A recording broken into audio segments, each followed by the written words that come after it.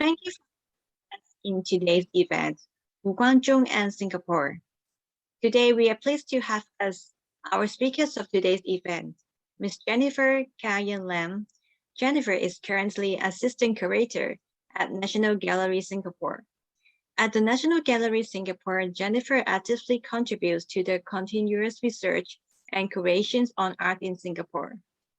In today's event, she will share us with more information about the arts and stories of Wu Guangzhong, one of the most important artists in the 21st century. This event is organized by Singapore-China Friendships Associations, World Scientific Publishing, and National Gallery Singapore. Now, I would like to invite Ms. Doreen Liu, the chairman of Singapore-China Friendships Association's Women's Alliances, to give us the opening remarks. Thank you, Ms. Liu. Good afternoon, ladies and gentlemen. I have always loved Impressionist paintings since I was first exposed to painting when I was studying in London. My school was south of London, and every day I would change the tube at Trafalgar Square on my way home at Russell Square.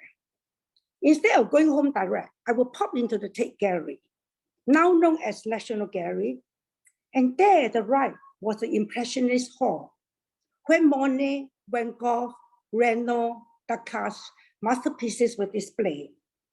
I would generally spend half an hour there. It was a daily ritual until I left London for my university study at Birmingham. I think the same paintings are still there after more than 50 years. When I first saw Wu Guangzhong's painting in the late 80s and early 90s, I immediately fell in love with his painting. They were not like any other Chinese painting I was exposed to back then. They remind me of the Impressionist painting that I loved so much as a teenager. Luck has it that Wu Guangzhong's son came and worked as the head of Global Publishing, the Chinese arm of World Scientific Publishing. Both father and son were such nice, humble person. I met Wu Guangzhong many times. If I recall correctly, he came to Singapore almost every year. One of his paintings with many beautiful macros, I do not know the exact name, is one of the best paintings I've ever seen. The vibrant color and cheerfulness depicts the best of our Jurong Bird Park. I first saw it when he had an exhibition in Tokyo. I wonder who has that painting now. I would love to see it one more time. I miss Mr. Wu Guangzhong very much. Meeting him and working with Wu Keyi were one of my highlights in life. It was lucky that Wu Guangzhong donated such a big collection of his paintings to Singapore. We should treasure them and exhibit them more often. I believe Hong Kong was jealous when the donation was made to Singapore. But why not? I believe Wu Guangzhong was happy when he was in Singapore. You can tell from those paintings that he painted in Singapore. I hope you enjoy his painting as much as I do. We are also lucky that Jennifer Lam, the Assistant Curator of National Gallery Singapore, has agreed to give us this talk. Enjoy. Thank you very much, Ms. Liu. Now, I would like to invite our speakers of today's event, Ms. Jennifer Kayan Lam. Thank you, Jennifer.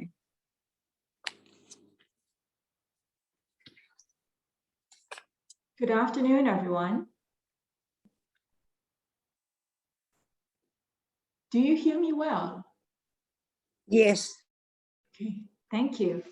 So, thank you for Singapore-China Friendship Association and also World Scientific Press for this invitation to share about Wu Guangzhong and also about how Wu Guangzhong and Singapore have come to a fated encounter and also an ongoing relationship. At the National Gallery Singapore here, we're very honored to be the custodian of this immense collection that Wu Guangzhong have donated to Singapore. So I will begin with a short introduction on who he is. This is a portrait of Mr. Wu taken in 2008, 2 years before he passed away. So Wu Guanzhong is known as one of the most significant 20th century artists in modern Chinese art and painting. He is renowned for his distinctive style to integrate Western and Chinese art traditions, in part due to the wide range of influences that he was exposed to during his studies, first at the Hangzhou National Academy of Art in China, and subsequently at the École des Beaux-Arts, the National Fine Arts Institution in Paris.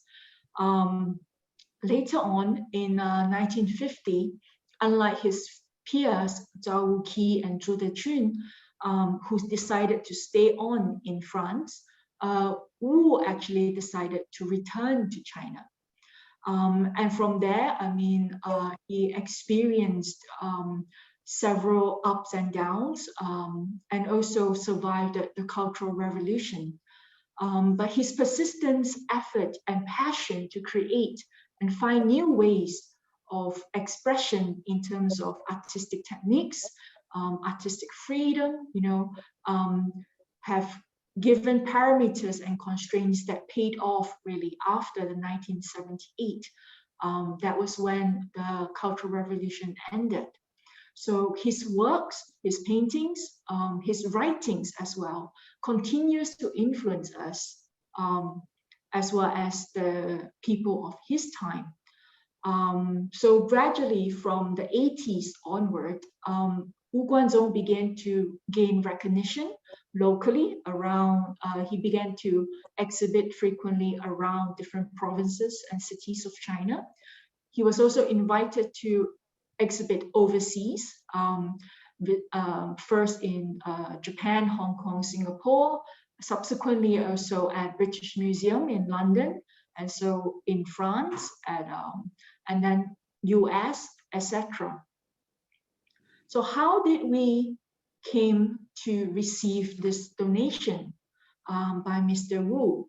Well, I learned from my seniors and predecessors that in 2008, there was a call from Mr. Wu, and that was when he shared that he would like to donate his paintings, who he calls them his daughters, help his daughters find a good home. And he felt that Singapore, being one of the earliest community and also city that recognized his work, was a very perfect home for these daughters of his. And so he hand selected over 100 artworks, over 100 paintings to donate to Singapore. Subsequently, in 2009, our then Minister of Information, Communications and Arts, Mr. Li Bunyang, he paid a visit to Mr. Wu in his Beijing house and presented him the Patron of Heritage Award. So the photos here show them there. And you can see quite, if any of you are familiar with Guanzhong, that's the carpet that actually hangs on the wall behind them. It's actually a tapestry replica of one of his paintings that is now in our collection. The pandas, 5 pandas. So when my seniors interviewed Wu at that time, Wu Guanzhong shared why he decided that Singapore was a good home for his paintings or his daughters, he says. And that's because Singapore, really, it's a melting pot between the East and the West. In terms of ethics, in terms of quality of life, you know, we really here on this island holds the virtues from both sides. And all throughout Wu Guanzhong's life, in terms of his artistic approach and creativity, he's been wanting to marry both East and West together. So therefore, he decided on this. At that time, he has yet to donate the other works to the other museums. So I believe that Singapore still holds the largest one-time donation by Wu Guanzhong himself, which is over 100 works. To honor this donation, the Singapore Art Museum organized the first exhibition at the old building there called An Unbroken Line, which really talks about how this donation came about. A few years later, towards the making of our current National Gallery Singapore, in 2014, Wu Guanzhong's family made a subsequent donation. So altogether now, in our collection, we have 129 paintings from Wu Guanzhong and his family. Oh, and also actually from a private collector as well, which we will go into that later on. So to continue honor that donation and the agreement, one of the gallery here at National Gallery on level 4, City Hall wing, was named after him, the Wu Guanzhong Gallery. And in this gallery, tied with the National Gallery's inauguration in 2015, when we opened our doors to the public, we created and we presented the first retrospective exhibition called Beauty Beyond Form. It is a large-scale exhibition that includes paintings from China Art Museum in Shanghai, from the Hong Kong Museum of Art, from the Nanjing Museum, from the National Art Museum of China in Beijing, Zhejiang Art Museum, and also several private collectors around the region. And together with this, let me just go through to the stories. What you see here is actually the catalog that we've presented together alongside with each exhibitions. So if any one of you is interested, please come by our bookstore here, or you can order a copy online to read at your leisure. So Beauty Beyond Form, it's a chronological exhibition that begins with talking about how Wu Guanzhong was searching for beauty that is beyond formal expression. And at the same time, he was also looking to indigenize oil painting. At the same time, also to modernize Chinese ink. He then went on to look into how ink and brush amount to zero. Basically, what that means is that we shouldn't be bounded by our traditions, and we shouldn't be bounded by what was taught to us. We should continue to pursue creativity and ongoing evolution in terms of whether it's art, painting, or creating, in Wu Guanzhong's case, or rather a timely reminder for ourselves as well, in whichever field that we are in. So yeah.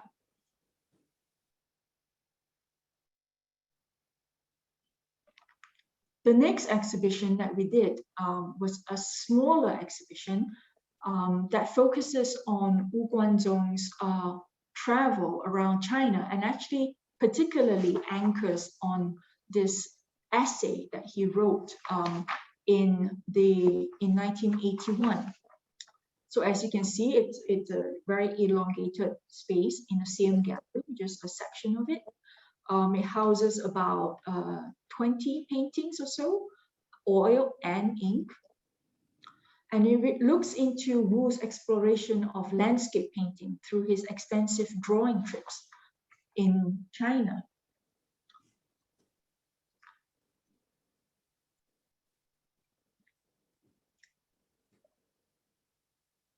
The title and also the idea of this exhibition comes from this particular essay that Wu Guanzhong has written in 1981, 风景哪边好, which scenery is better, a miscellaneous chat on landscape oil paintings.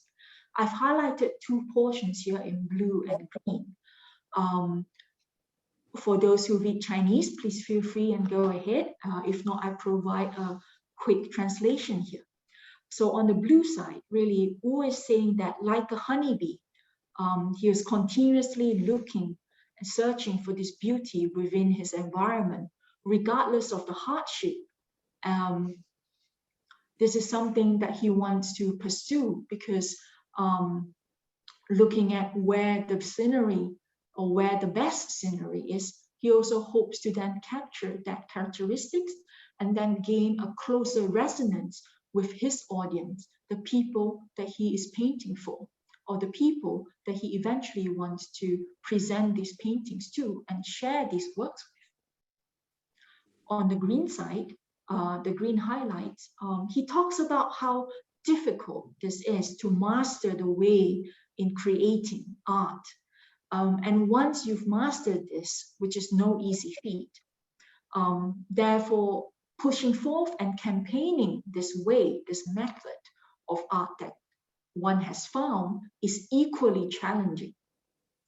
Soon, as a creator or a painter, once your artworks are accepted by your audience, your way or your method of creating will also then be accepted and acknowledged. However, from there, that is when others will begin to follow in your footsteps as well. They will want to learn from you. They will even want to mimic you. So at that point, as the creator yourself, you couldn't help but to ask yourself, like, which direction then should you continue to go? Of course, this is not a direct translation, word for word, but this is what Wu Guanzhong has encapsulated and would wish to express. Because in his writings, really, helped our research into better understanding his impetus into painting every single painting, but also give us a deeper understanding on why he created in such a manner.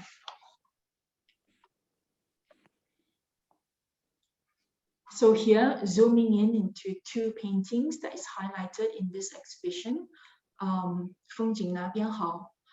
We have the Yellow Earth Plateau on the left. It's an ink work of the Huangtu Gaoyuan. And on the right is another work done a few years later on the Yulong Mountains at sunset. The Yellow Plateau on the left, really when Wu Guanzhong visited it and saw it, he also noted down that in his eyes, he saw the yellow and the black shades and lines. And suddenly he was able to see a group of tigers roaming and playing around. And from this, therefore, later on, he also painted another work, well, two pieces of paintings called Tigers as well. One of which is in our collection. For the right, the Yulong Mountains at sunset. You can imagine that at sunset, when the rays of sun bounces off its light of this mountain, creating all the myriad colors that Wu Guanzhong have encapsulated and captured on this in this painting. Some of them we can say that could be his own interpretation and creativity. Those significant or rather iconic shades of pink, blue, yellow, and red. These are certain shades that appear significantly throughout the later years of his life, his later creations, that is in the late 90s onwards. Following those two exhibitions, because of our understanding, reading into his writings, we then believe that it's important for us to also explore Wu Guanzhong's own literary works alongside his artistic works. So for the first time, we decided curatorially to try something new and presented this exhibition called Expressions of Pen and Palette.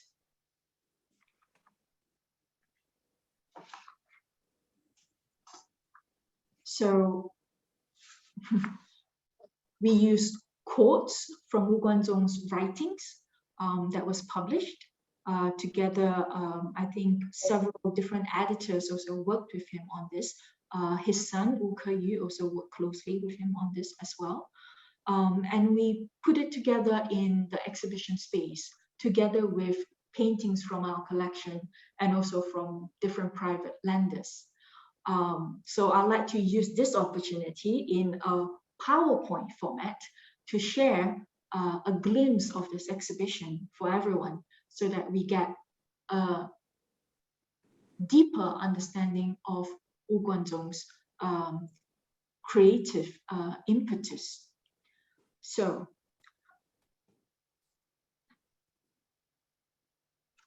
as quoted here, whenever he goes out, he will always be bringing a sketchbook with him.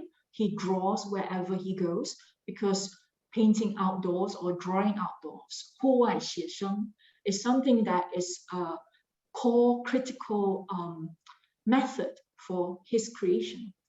And as he have noted, it's like during the day, he will draw, and at night under the candlelight or light bulb, he would then write and note down his thoughts and observations. What he was not able to capture on his canvases and paintings, he captured it in his writings.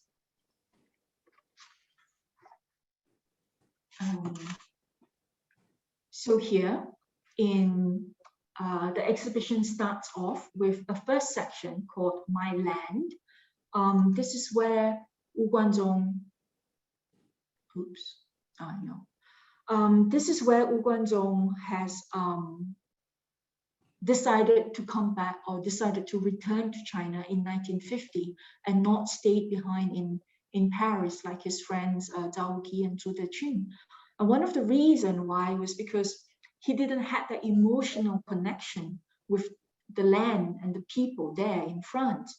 Rather, for him, it was very important that he needs to connect, he needs to feel what he paints. And for that, here, and I quote him, "Every time I paint, I often consider two spectators behind me. One is my fellow townsman, the other an expert. Can I move both of them? I have spent my whole life struggling with these difficulties. And it is precisely because my emotions have been cultivated by the soil of my native land that I am truthful to my feelings and sentiments. The formal beauty explored in my works carries the scent of the soil."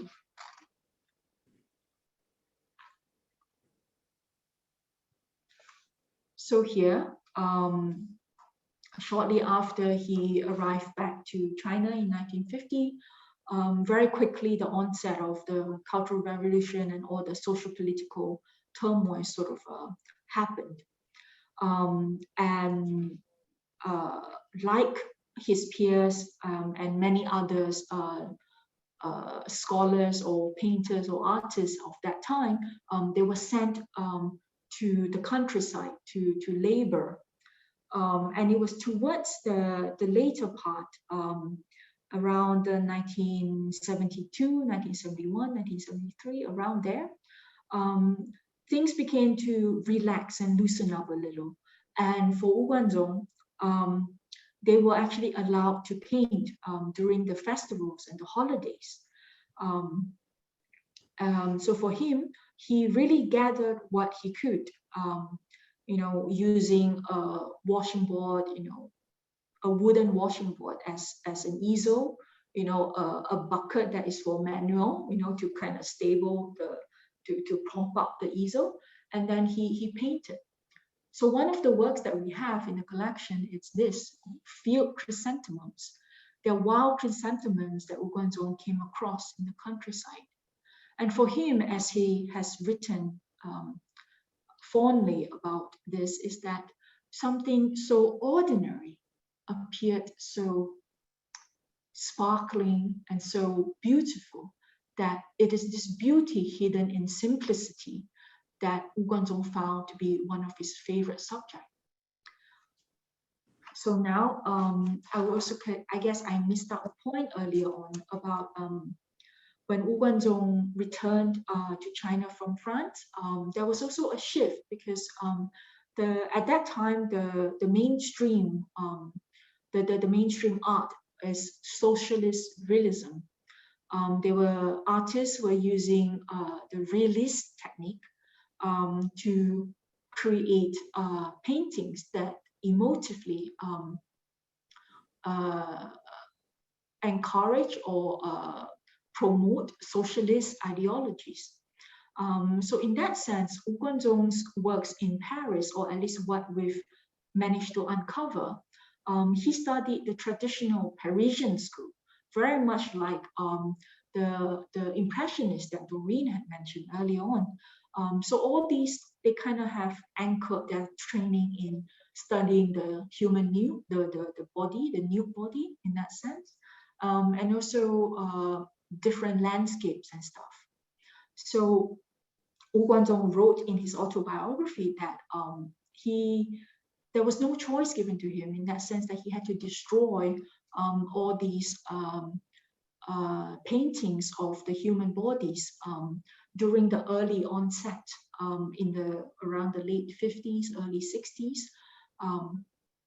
So therefore, discarding what he has learned, he was really trying to find again a topic or a content that he can connect with, that he can find beauty from, and that he would love to then continue to paint. So aside from chrysanthemum, he also painted like pumpkins, he also painted several portraits of the countryside people, etc. Following this, the next part is Jiangnan. Jiangnan is the hometown of Wu Guanzhong. He was born there in the Yixing village. But very early on, he left Jiangnan already, and he went to Hangzhou to study, subsequently also ended up in Beijing as well. This was before he went off to France. And he never really thought highly of Jiangnan, to be honest, until he came across Lu Xun's writings of Jiangnan. Because it happens that Lu Xun was also from Jiangnan. And Wu Guanzhong, before he encountered art through his friend Zhu Zechun, and therefore went on to the Hangzhou Academy, Wu Guanzhong had a very early love for literature.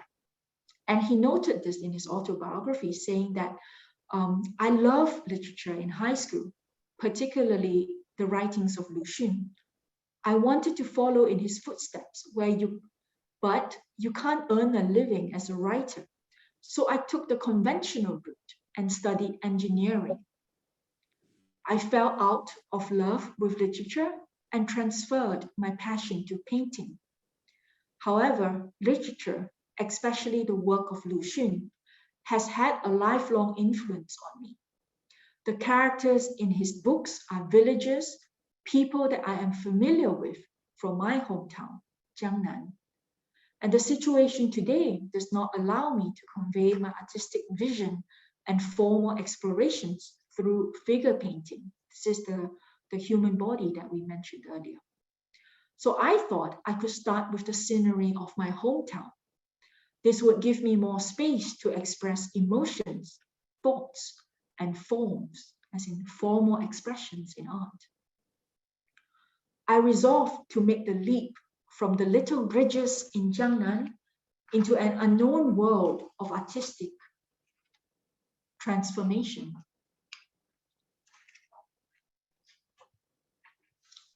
So here it was after reading Lu Xun's novels of depicting Jiangnan villages and the characters and people living in this hometown, water towns, that led Wu Guanzhong to then physically revisit, but then subsequently also carry on exploring this topic or this genre of Jiangnan.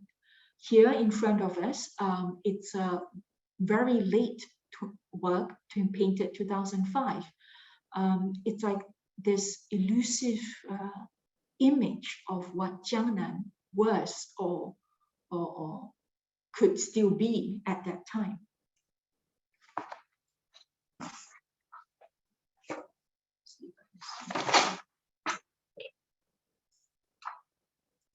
So the white walls and the black roof tiles, the little bridges, you know, the merging of because it's a water town, so the waterways together with the man-made habitations, you know, these are distinct features of this region.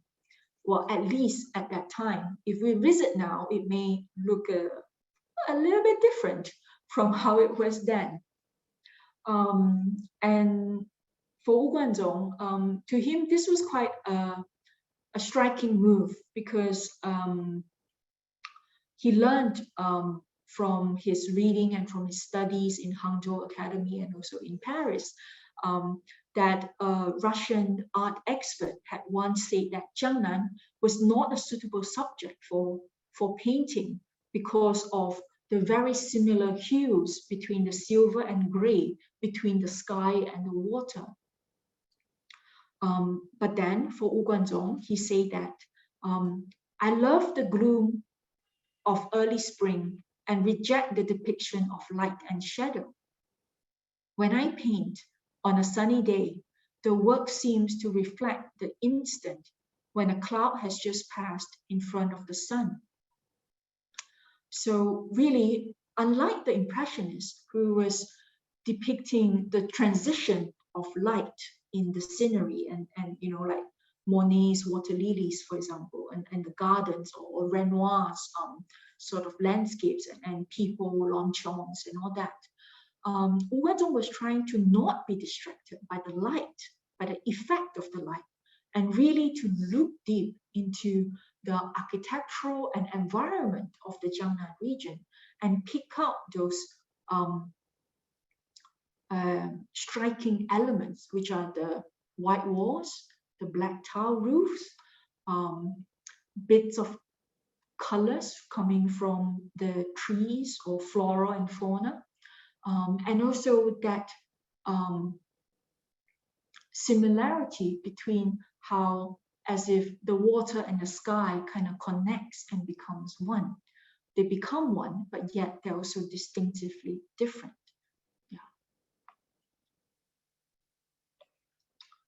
The next part is, we named it the journey, Hua Tu. And that's because Wu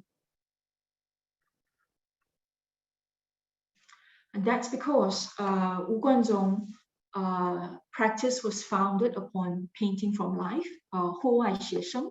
So he created numerous painting expeditions, and he wrote many essays about these.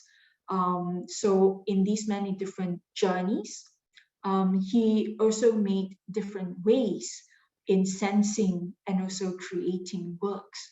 So there's sort of an interplay here of the naming of this section here, Hua Tu. I think the first work that we look at is Gaochang.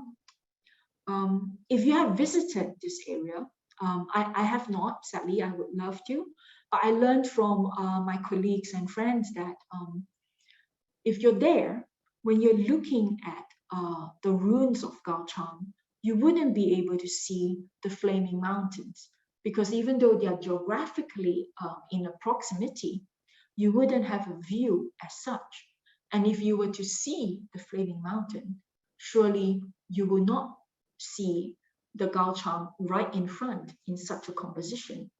In fact, if you just pinpoint on Google Map into, you know, to look at that environment, which I did when I was making the show with my colleagues, you see that the Flaming Mountain was towards the background, like towards a corner on the left.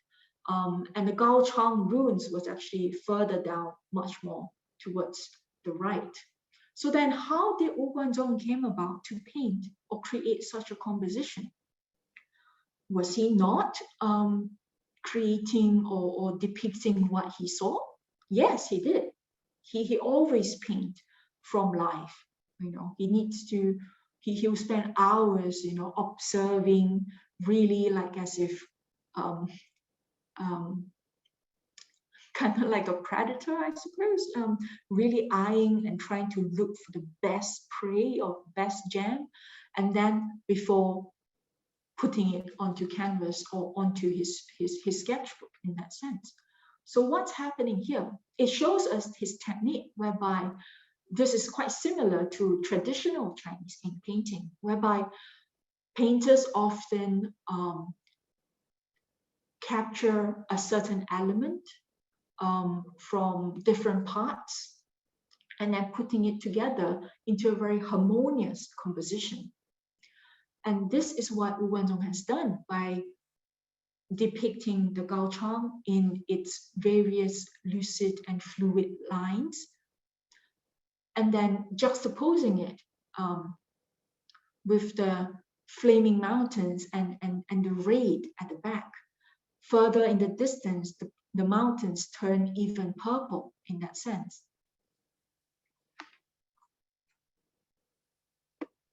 Another key work, at the very start, I mentioned that aside from the donation from Wu Guanzhong and his family, we also received donations from private collectors in Singapore.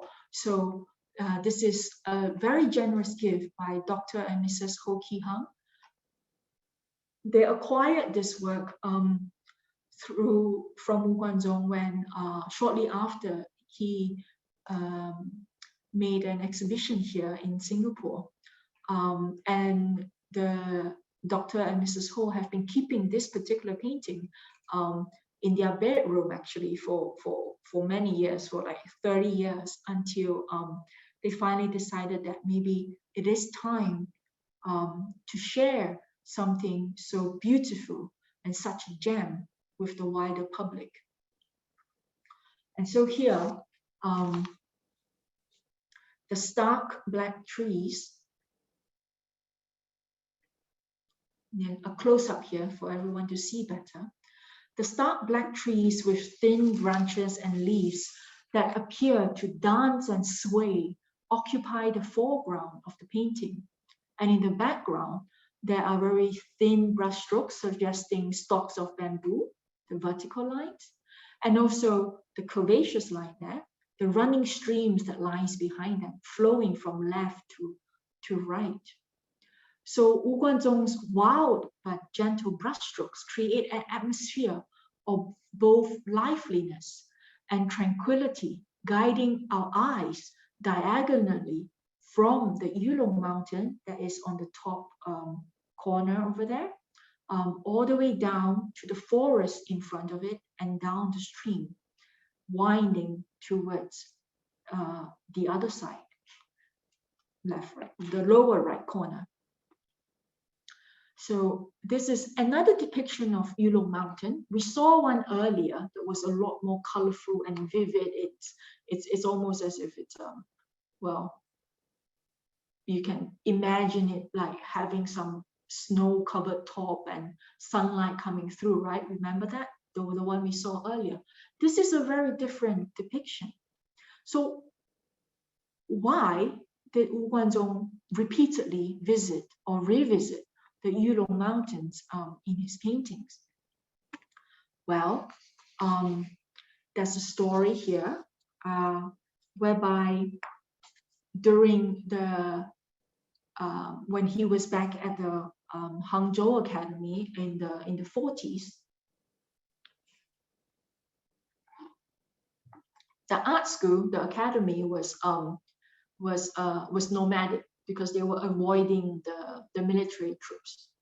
And one of the stops was actually quite near this Yulong Mountain.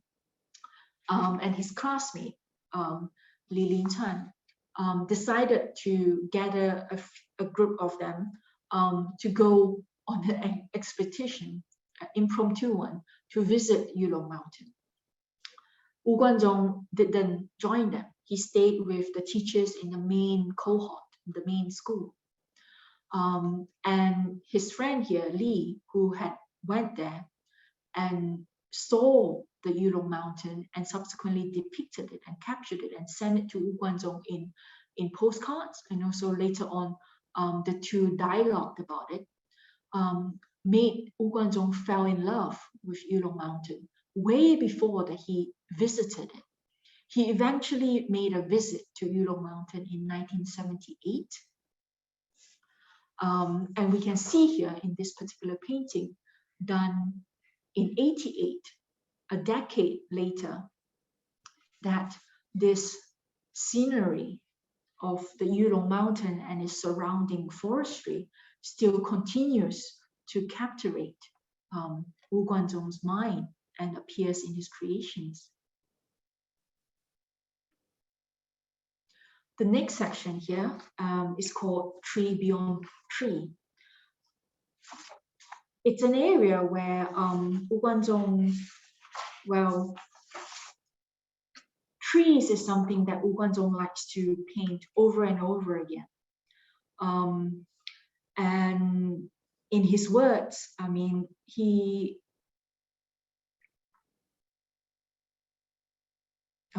pardon me.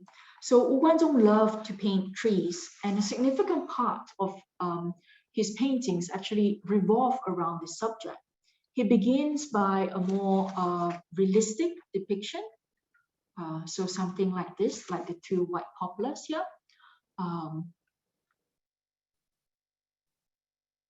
He begins, this is an early one, so it's a lot more realistic. And then gradually he leans towards abstraction in the later years of his life. For example, the next one here, Falling Flowers, completely abstract already. And according to Wu Guanzhong, he started these after he visited the Suzhou Gardens in 1980. And he saw this Chinese wisteria, which was grown by a Ming Dynasty scholar that still continues to bloom, that he started to depict these twining vines. And then later on adding, throwing away the shackles of realism or figuration, he completely just embraced this rhythm and this tension between the line and the spatial structures between the void, you know, the white, the blank space, and also what he has filled up in black and also in colors. So how did Wu Guanzhong came about to paint trees?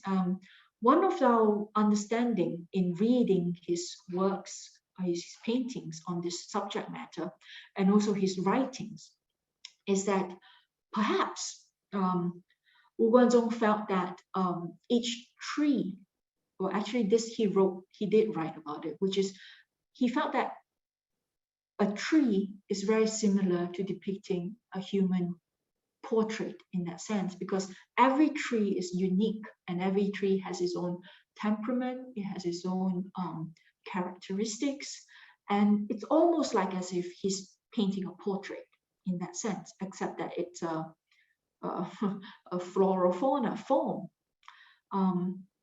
So Wu actually felt that in depicting a tree is as complex as capturing the essence of a personality in a human portrait. And therefore, he continues to use this, replacing the human body as something that he had to discard and leave after returning to China in the 50s. So he went on to pursue this. So now maybe at this point, you may want to, you may have a question as to see like, well, how did Wu Guanzhong's figure paintings look like? Well, this is a question that my colleagues and I, we asked a lot, and we try very hard to find, and we're still trying to find more sources on them, at least maybe photographs or magazines that may have captured these. And once we have, I assure you, we will definitely share and present it to everyone here in our exhibitions. So the next part of this expressions of pen and palette, we look into how Wu Guanzhong revisited this genre of the human body. He did so in the summer of 1990. Over the course of August or September, he hired 5 models and worked around the clock, sketching and painting nudes. In his eyes, the works that he produced during these intense studio sessions could never be compared to the works he made in his younger days, as he had become a different man and a different artist. So in his essays titled Nude in the Twilight, 西洋人体, 西造人体, he wrote that old dreams can never be revived, but revising the old to create new form is the golden rule of thumb. So we use this particular work in our collection to represent, to share with everyone here in this talk, because nestled within various colors and the loose forms is a figure, is a nude woman crouched over on the floor with her head resting on her forearm, and her body forms this gentle M shape in a continuous undulating line that cut across diagonally the canvas. So as you look and observe this work, we can consider the topic of nudity in art, but at the same time, we can also try to see or sense a little bit what Wu Guanzhong has written here, that what he sees in a painting of nudes is actually perhaps mountains and streams. So the body is no longer the body, but actually a representation of something else. And this kind of triggers us to open our imagination. Simultaneously to this revisit of the nude genre, Wu Guanzhong also delved into the topic of classical paintings, or what we now call classical paintings, which are works done in the in the different dynasties. So he was very much moved by Shi Tao, this Qing dynasty painter and art critic's philosophy on painting. And he tried to apply this to his own practice. So for Wu, what does this mean? This means that painting according to one's feeling and method is necessary, and therefore he selected very key icons, very key Chinese ink paintings. For example, here we have 5 oxen. The original work is also titled 5 Oxen, but was done by a Tang Dynasty painter or official scholar called Han Huang. And in that was a horizontal scroll where each of the cow oxes was separated in the scroll with text in the middle. You can Google this and very quickly you will find the original works and images, and you can then perhaps juxtapose over your devices what it looks like with this one that Wu Guanzhong has created. Because here, first of all, it's done in oil, and each of it has very distinct features and colors and expression, very much like the original ink work. But then together, they are blended into the background of the earthy tones.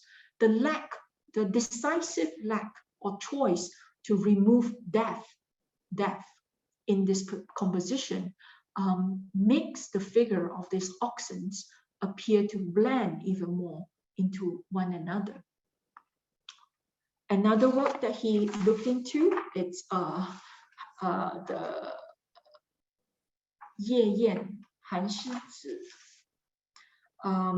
This work if you're familiar with the Chinese ink painting, is actually a section of a very long scroll where 5 courtesans or ladies were playing musical instruments. And it was part of this night feast of Han Xizai's. And here, Wu Guanzhong, yes, he continued to use, sorry, pardon me, it's a wrong typo here. It's actually done in Chinese ink and color on paper, not oil on canvas there. So Wu Guanzhong used the same material, ink, but then he transformed it because he imagined that adding that fluid brushworks and also the lyrical lines, you can almost kind of imagine the kind of music that these 5 ladies are playing. And this was what he meant, that we need to continue to evolve. We learn from our traditions and our past, but that doesn't stop us from evolving, transforming ourselves and creating something new, and also therefore becoming something better. The last part of this exhibition, Expressions of Pen and Palette, is a section called Landscape of Life, 生命风景. That's because here, towards the last decade or so, apart from maintaining certain views about art and artistic creations, Wu Guanzhong began to focus more on expressing his intimate thoughts and emotions about life. So he no longer needs to craft his formal language because he has already developed it. And that kind of indirectly frees him for him to become a bit more casual, become visually more abstract. And also, as the earlier slide here, you can sense that a lot of these works also are more inclined to the use of black. So I like to focus on this particular painting called Company, 伴侣, that Wu Guanzhong did, because there's amidst all these thin layers of ink overlapping each other in a soft translucent effect, we're caught by the patch of red and green and also dabbles of yellows across the paper. Are they companions, you may wonder? Because without definite shapes and recognizable visual cues, what could this abstract painting possibly be about? So in describing this work, Wu speaks of 2 companions walking through space, forgetting the vast loneliness of life for a brief moment. Towards the later stage of Wu Guanzhong's life, he was able to look past the material world and accept the temporal nature of life. And this attitude first surfaced when he revisited Paris in 1989. This is almost 4 or 5 decades after he left Paris in 1950. Oh, 3, 4 actually, pardon me, I can't really count. Well, in 1989, accompanied by his wife, Wu returned to visit his former art school at the École des Beaux-Arts, reminiscing about the past. But there, he was very surprised and almost sad as well to realize nobody remembered his professor, Jean Sauveur, who was once one of the most prestigious and well-known professor of the academy and in the art world in France. So stricken by this fact and the harsh realities of the swiftness of time passing dawned on Wu Guanzhong. So over time, from there, throughout the 90s and 2000s, he loosened up and created works, for example, such as this one, which looks into the great chaotic world it alludes to the very beginning, the mythology of how the Chinese mythology, rather, of how Earth was born, you know, between the moon and the sun and the New Hua and all that. But at the same time, it also kind of reminiscence about that a sunset, like what happens when your own sun is setting, as in you realize that perhaps you're nearing towards the end of your time here on Earth. So with this expressions of pen and palette, it was very well received. I wish I could bring back the exhibition live and have everyone here in our exhibition space to experience this exhibition. But really, what we also wanted to do was because my colleague and I, we stumbled upon this particular quote, writing of Guanzhong, because he really wanted to find someone, or he hoped that one day, you know, that we will be able to uncover and learn of his paintings together with his writings, because the two is just different sides of the same coin. And with this, I think we may have to speed up a little, because with that successful exhibition, we also garnered some interest from Tsinghua University, which they then invited us to bring part of the expressions and pen and palette, expressions of pen and palette to Tsinghua. Together, we co-curated this exhibition with the team there, which celebrates the 100th birth anniversary of Guanzhong. So these are some images. Alongside from our loan, Tsinghua also brought in works from the National Museum of China in Beijing. And subsequently, I think the Wu family members in Beijing also made a donation to Tsinghua that were also presented together in this exhibition. So you notice the nude there at the far end, yeah, and then also the Louvre towards the left.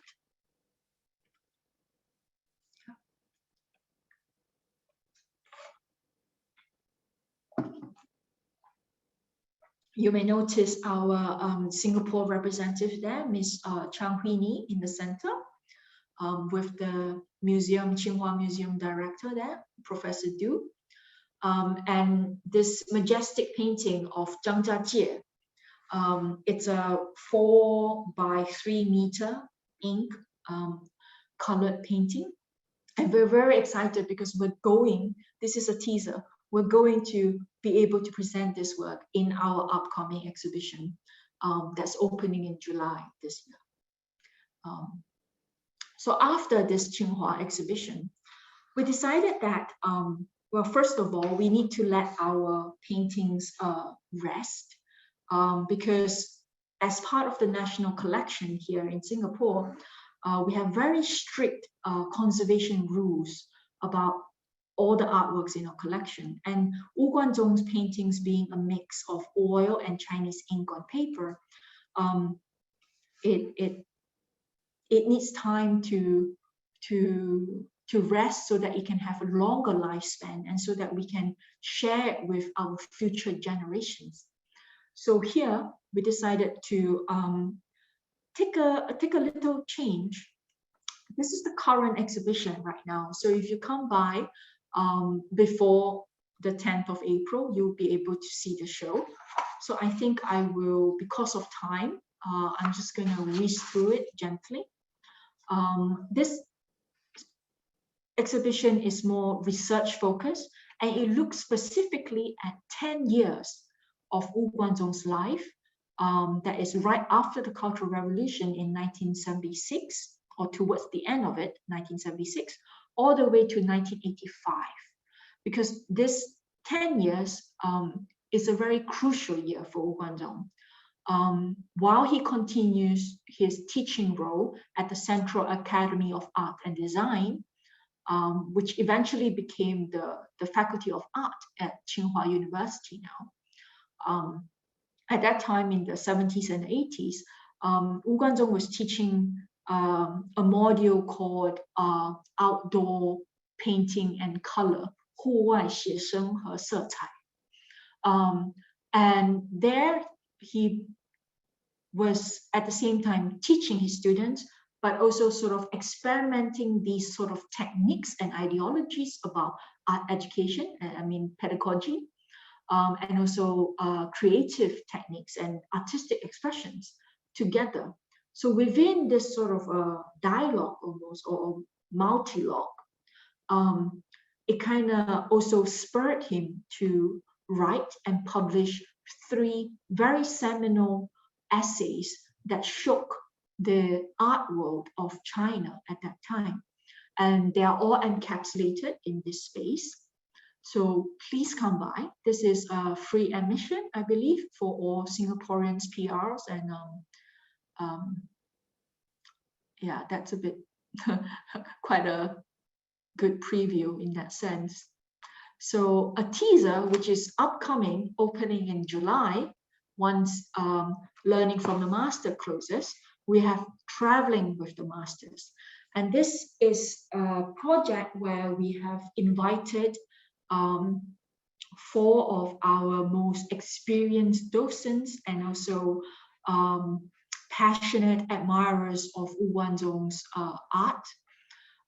Each of them have also gone off to research and studied on Wu Guanzhong's life and also paintings. And together we hope to present to you guys, to the public, a new way of looking at Wu Guanzhong through the travels, not just physical journeys, but also his cognitive journeys and also his emotional journeys.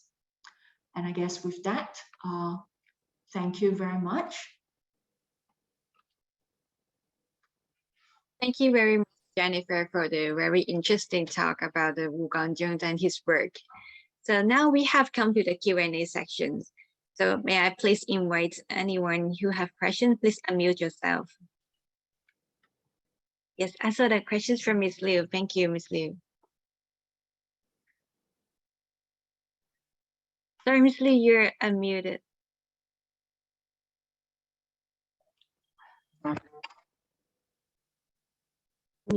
Can you hear me now? Yes. Okay. I remember that when Wu Guanzhong in Singapore, he printed, no, he sort of created a lot of painting during that period when he was in Singapore. That is in the 90s. And I thought, personally, at that time, his paintings are more cheerful. But I did not see many of his paintings. I did mention in my short speech that I saw one painting with a lot of beautiful macaw, but I don't know the title. It probably gone into a private collection. I don't know who had it. Yes, yes. That is in a private collection indeed. And he actually painted that from our Jurong Bird Park. Yeah, it was beautiful. But other than that, he has many others. Did he give us any of those?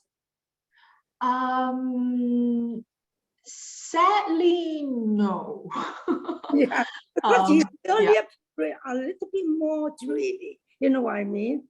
With the Cultural Revolution, you cannot blame him.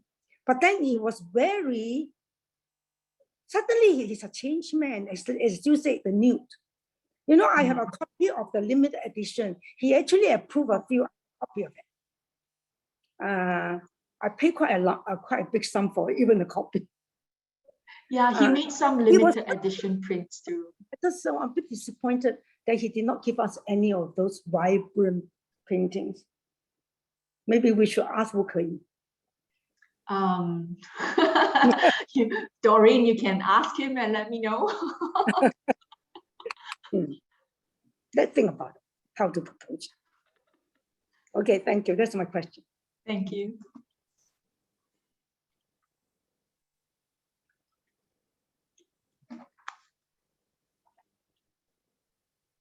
Oh, thank you, Eileen. I just read the chat box.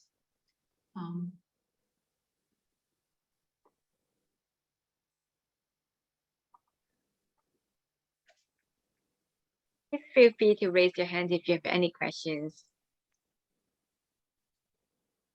Eileen Wong, I think she was waving. Hello, Ms. Nam, thank you so much for your presentation. I think it's really very, very good and interesting.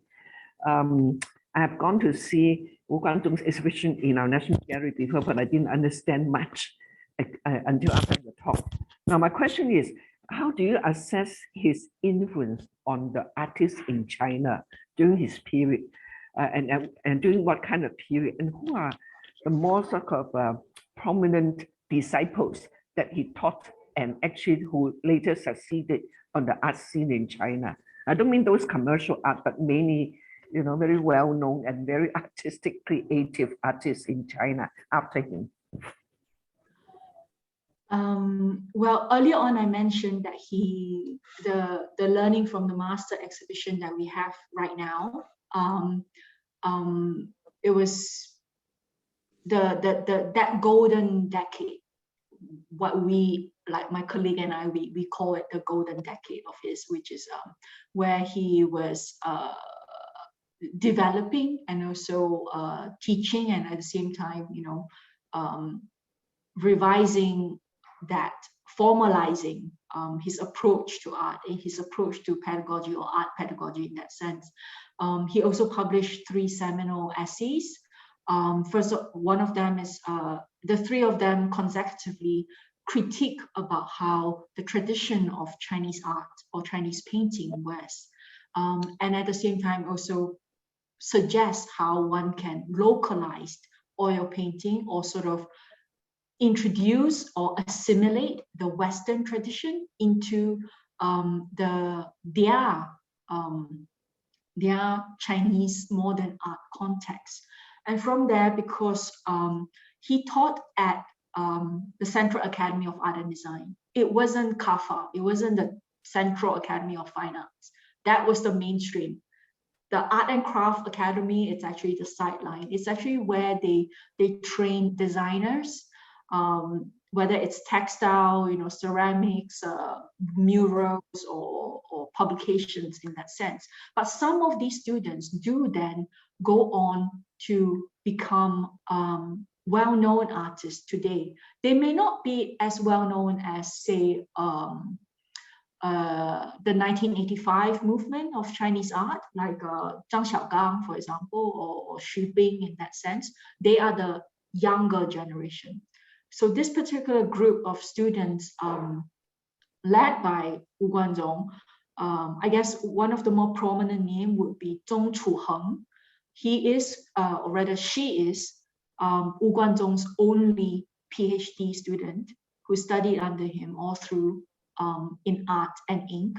She was also there actually when we met Zhong Lao Shi, and also read some more of private writings by Wu Guanzhong. He did kind of suggest that revisit to the nude in the 90s was in a way indirectly also for his students at the Academy of Art and Craft, so that for them to have a hands-on experience, but then also for him, a challenge for himself to revisit this almost forgotten topic in that sense.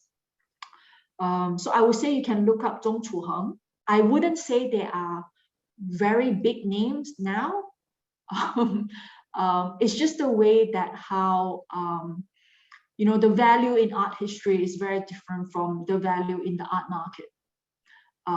So perhaps not to mix them up.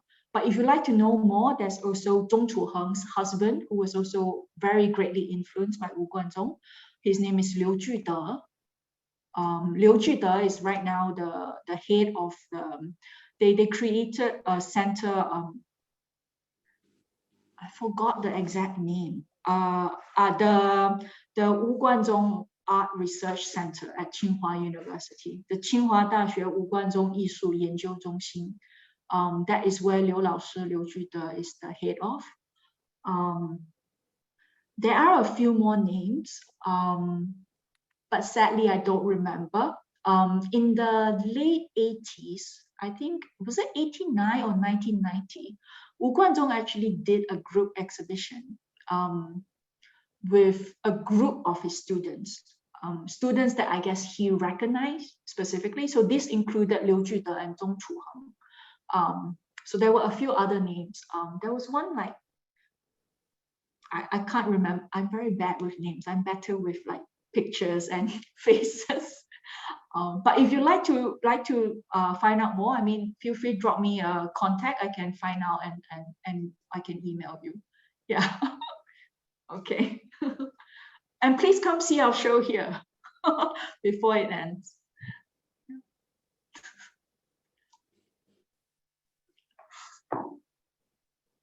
It's a fun.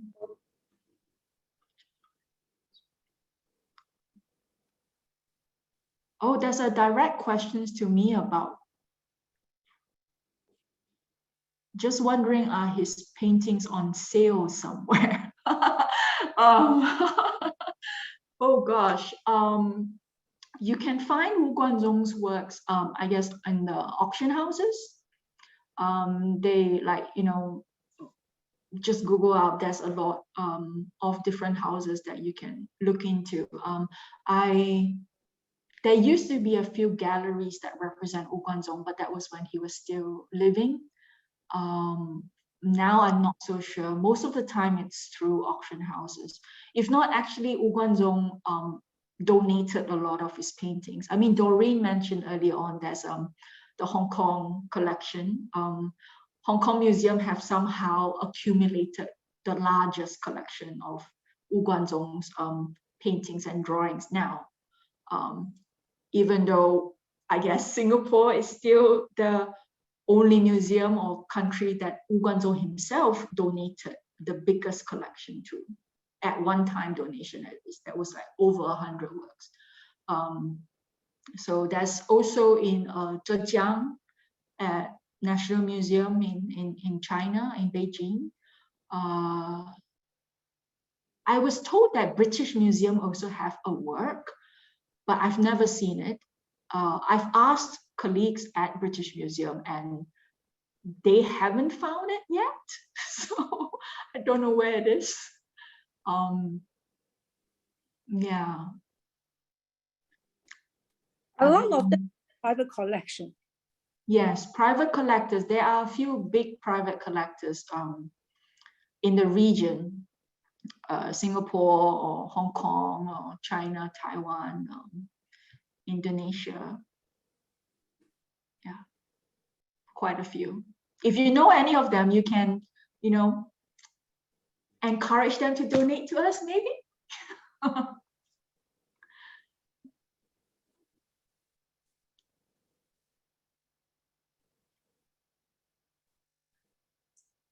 Oh, thank you very much. I fall in love in his paintings after today's talk. Thank you. That's very encouraging. Actually, if the Singapore Chinese Friendship Association would like to organize a group tour, you can. I mean, I provided the contact there in the group tour arrangement, and it can be done. And I'll be more than happy to meet you in person. I'm not sure what the SMM, like the safe management measures are right now regarding the pandemic, but it's doable. Yeah. I suppose if no question, we must thank Jennifer for taking up so much of her time. My pleasure. Thank you for having me. Yeah, another talk. Okay.